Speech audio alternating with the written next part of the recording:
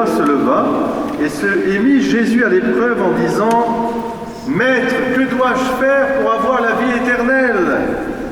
Jésus lui demanda « Dans la loi, qu'y a-t-il d'écrit? Et comment lis-tu » L'autre répondit « Tu aimeras le Seigneur ton Dieu de toute ton âme, de toutes tes forces, de tout ton cœur, de toute ton intelligence, et ton prochain comme toi-même. » Jésus lui dit « Tu as répondu correctement, fais ainsi et tu vivras. » Mais lui, voulant se justifier, dit à Jésus « Et qui est mon prochain ?» Jésus reprit la parole. Un homme descendait de Jérusalem à Jéricho, et il tomba sur des bandits. Ceux-ci, après l'avoir dépouillé et roué de coups, s'en allèrent le laissant à moitié mort. Par hasard, un prêtre descendait par ce chemin, il le vit et passa de l'autre côté.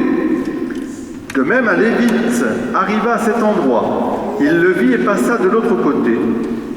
Mais un samaritain qui était en route arriva près de lui.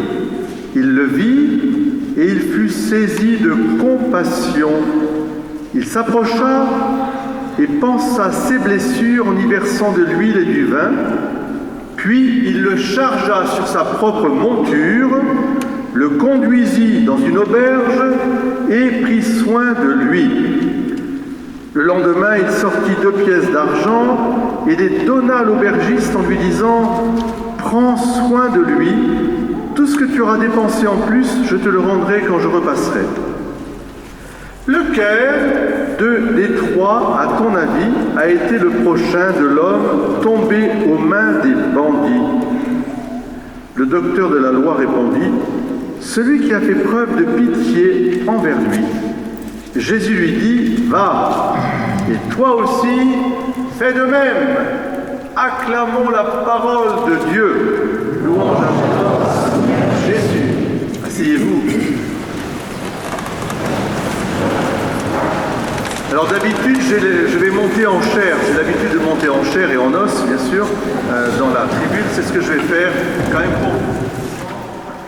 Alors d'abord, je salue les familles, que ce soit les familles Guibert-Fortin, que ce soit les familles Neveu et Nicolas.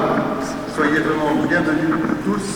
C'est un cadeau que vous nous faites de venir pour le baptême de votre enfant, et je voudrais tout de suite vous dire que être un bon samaritain, c'est devenu une expression heureuse. Quand on dit que quelqu'un est un bon samaritain, on dit oh là là, il est généreux, il est proche, etc. Du temps de Jésus, c'était pas du tout le cas. Quand on disait que c'était un samaritain, c'était comme si on disait hérétique. Et on repoussait, les Juifs repoussaient les Samaritains comme des gens qui étaient croyants, certes, mais pas de la même religion. Et donc, ils n'en voulaient pas. Et alors, on a même traité Jésus de Samaritain. Et ce qui est beau, c'est que Jésus lui-même a été prendre ce mot Samaritain pour en faire pour nous depuis un modèle de charité, de compassion. On pourrait dire un héros au sens de quelqu'un qui replace la loi au centre de ce qu'elle doit être, c'est-à-dire l'amour de Dieu et du prochain. Là où les hommes de loi voudraient absolument séparer Dieu de l'homme ou l'homme de Dieu. Je vous laisse réfléchir là-dessus.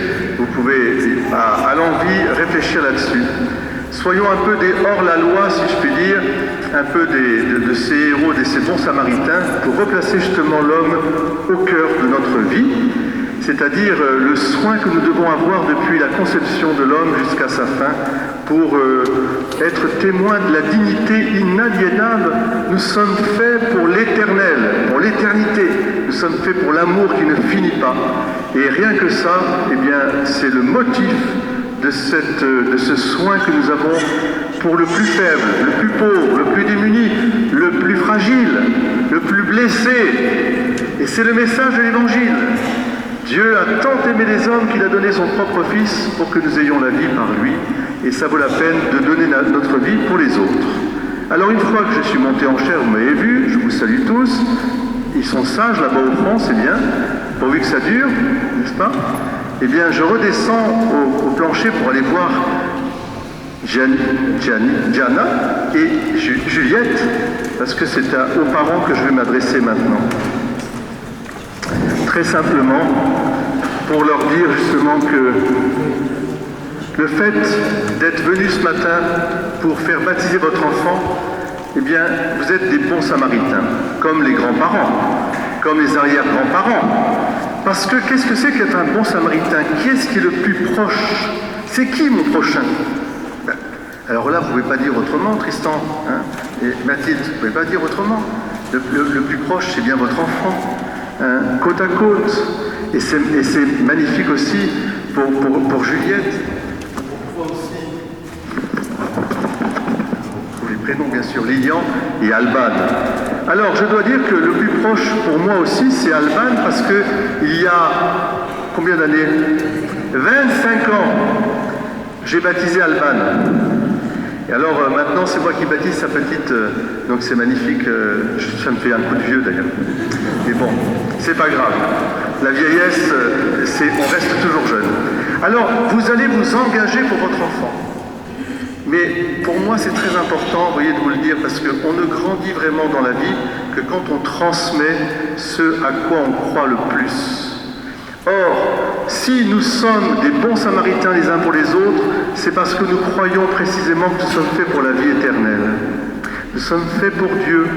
Et vous allez faire grandir votre enfant, non seulement comme un enfant des hommes, avec toute l'attention que vous aurez pour qu'elle grandisse en sagesse et en taille, en intelligence, mais n'oubliez pas de la faire grandir dans la foi chrétienne. C'est-à-dire qu'elle ait vraiment cette vie qui puisse grandir. Elle est faite pour Jésus. Elles sont faites pour Jésus, comme nos yeux sont faits pour la lumière, pour grandir vraiment dans plénitude. Et c'est cet engagement-là que vous êtes en train de prendre devant Dieu et devant les hommes.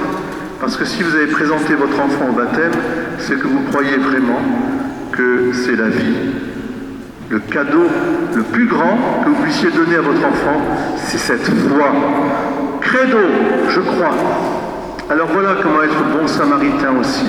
Merci aux parents que vous êtes, merci aux parrains et marraines que vous êtes aussi, de vous engager aussi. On a besoin de gens qui s'engagent profondément. Merci aux grands-parents d'être là aussi, de transmettre, et aux arrière-grands-parents de prier pour qu'ils continuent à transmettre aussi. Alors, à vous toutes et tous, eh bien, je vous redis aussi que être bon samaritain, c'est notre vocation, puisque c'est le nom même du Christ, le bon samaritain. Avoir soin des corps, de l'intelligence et de l'âme. Voilà comment on peut être un bon samaritain les uns pour les autres. Que le Seigneur vous bénisse, que la joie de ces baptêmes rejaillisse sur nous tous et qu'elle aille de la terre vers le ciel, puisqu'elle va descendre du ciel vers la terre. Amen.